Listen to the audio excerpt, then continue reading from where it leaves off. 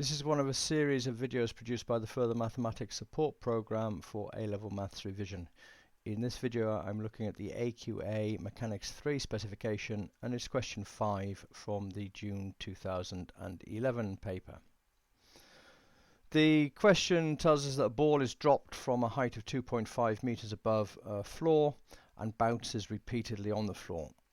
We're asked to find the speed of the ball when it first hits the floor, and being told that the coefficient of restitution is E, we need to show that the time taken between the first contact and the second contact, the second bounce, is 10E over 7. And then to find in terms of that of E the time taken between the second and the third contact of the ball. It says, then continuing to find things in terms of E, the total vertical distance travelled by the ball when it is dropped until its third contact. And says, finally, to state a modelling assumption for that you've used in answering the question.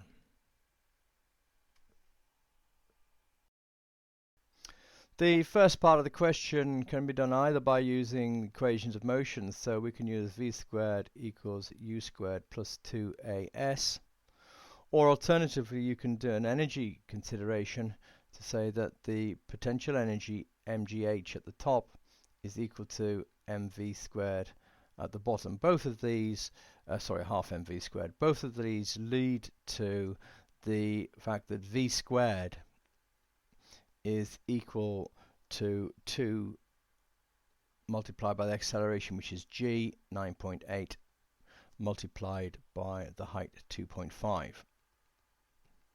Now that is equal to 49,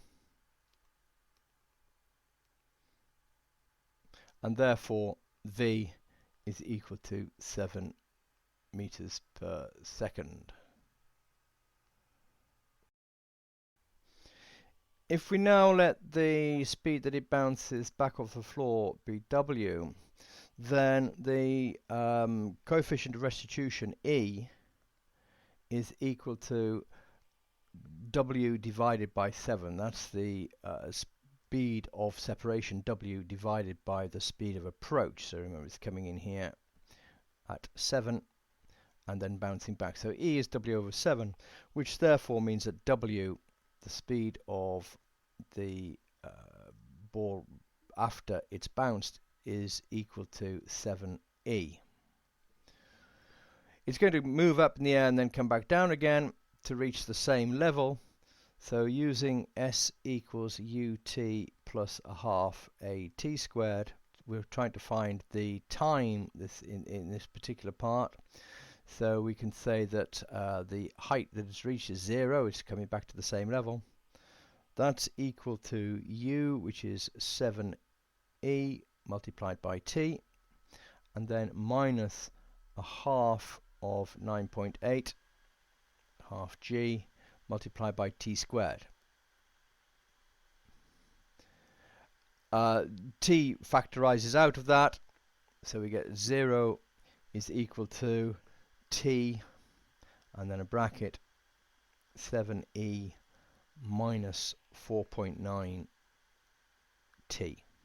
So therefore t is either equal to 0, which is obviously is where it started, or t is equal to 7e over 4.9, dividing through by 0.7 gives us that is equal to 10e over 7, which is what we're expected to find.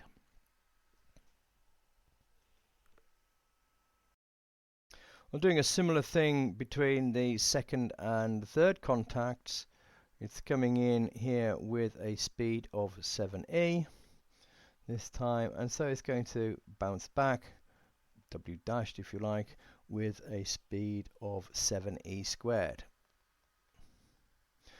And if you work through the equations again using s equals ut plus a half a t squared, we get that 0 this time is 7e squared times t minus 4.9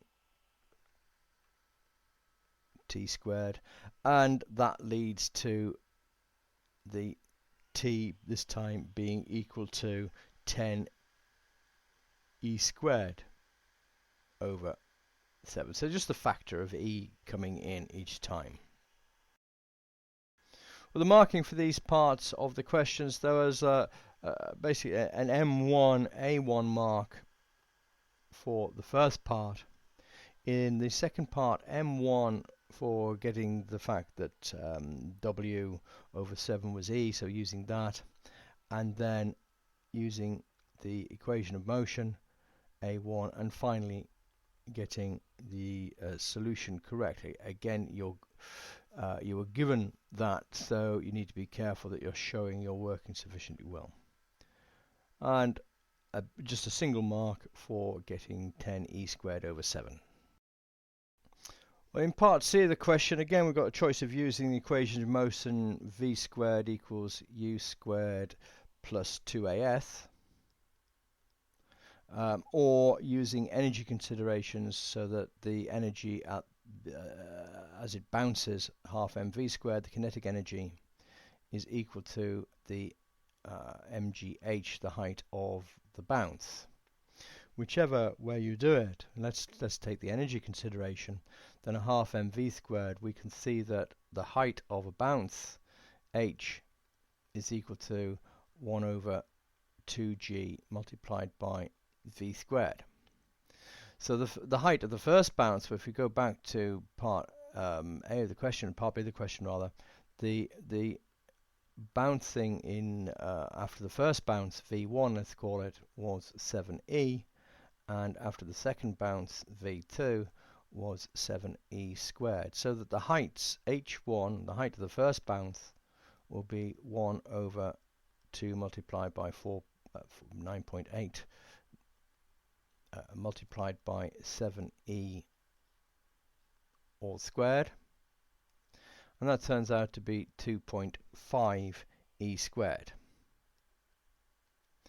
The second bounce, similar expression, 1 over 2 times 9.8, this time multiplied by 7e squared all squared. And so you can see there's just a factor of e squared this time, so that turns out to be 2.5 e to the power 4. Those are the heights of the bounces. Now we're asked to find the total vertical distance travelled from when it is dropped.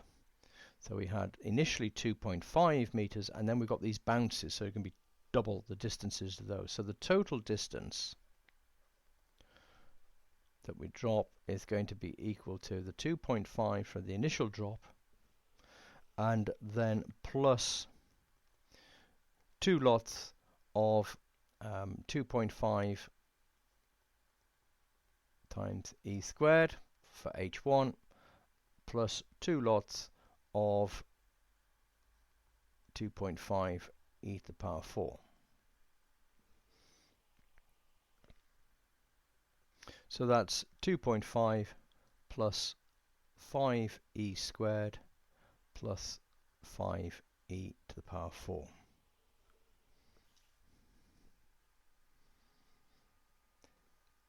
The final part of the question is just a modelling assumption. So really you could say that we've used the fact that there are no resistive forces